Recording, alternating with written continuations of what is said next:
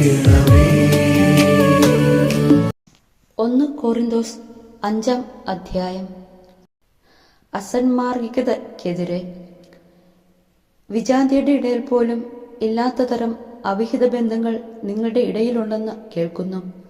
നിങ്ങളിൽ ഒരാൾ സ്വന്തം പിതാവിൻ്റെ ഭാര്യയുമായി അവിഹിതമായ വേഴ്ചയിൽ കഴിയുന്നു.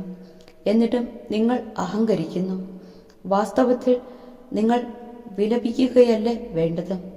ഇങ്ങനെ പ്രവർത്തിച്ചവനെ നിങ്ങളിൽ നിന്ന് നീക്കിക്കളയുവിൻ. ശാരീരികമായിട്ടില്ലെങ്കിലും ആത്മീയമായി ഞാൻ അവിടെ സന്നിഹിതനായി. ഈ പ്രവൃത്തി ചെയ്തവനെ നമ്മുടെ കർത്താവായ യേശുവിൻ്റെ നാമത്തിൽ വിധിച്ചു കഴിഞ്ഞു.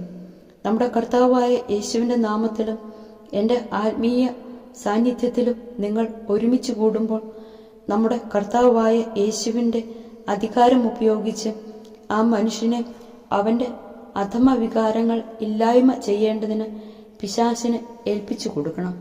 അങ്ങനെ അവൻ്റെ ആത്മാവ് കർത്താവായ യേശുവിൻ്റെ ദിനത്തിൽ രക്ഷ പ്രാപിക്കട്ടെ. നിങ്ങളുടെ ആത്മപ്രശംസ ഒട്ടും നന്നല്ല. അല്പം പുളിപ്പ് മുഴുവൻ മാവിനെയും പുളിപ്പിക്കും.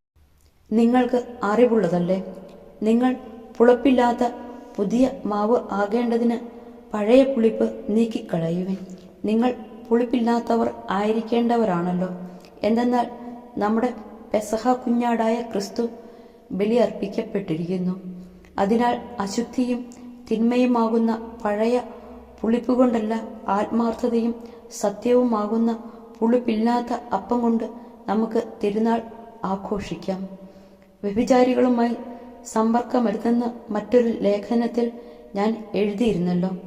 ലോകത്തിലെ വ്യഭിചാരികളെയും അത്യാഗ്രഹികളെയും കള്ളന്മാരെയും വിഗ്രഹാരാധകരെയും ഒന്നടങ്കമല്ല ഞാൻ വിവക്ഷിച്ചത്. അങ്ങനെയായിരുന്നെങ്കിൽ നിങ്ങൾ ലോകത്തിൽ നിന്ന് തന്നെ പുറത്തു പോകേണ്ടി വരുമായിരുന്നു. പ്രത്യുത സഹോദരൻ എന്ന് വിളിക്കപ്പെടുന്നവൻ അസന്മാർഗിയോ അത്യാഗ്രഹിയോ വിഗ്രഹാരാധകനോ പരദൂഷകനോ മദ്യപനോ കള്ളനോ ആണെന്ന് കണ്ടാൽ അവനുമായി സംസർഗം പാടില്ലെന്നാണ് ഞാൻ എഴുതിയത്. അവൻ ഒരുമിച്ച് ഭക്ഷണം കഴിക്കുക പോലുമരുത്. പുറമേയുള്ളവരെ വിധിക്കാൻ എനിക്കെന്ത് കാര്യം? സഭയിലുള്ളവരെയല്ലേ നിങ്ങൾ വിധിക്കേണ്ടത്. പുറമേയുള്ളവരെ ദൈവം വിധിച്ചുകൊള്ളും. ദുഷ്ടനെ നിങ്ങളുടെ ഇടയിൽ നിന്ന് നീക്കിക്കളയുവിൻ.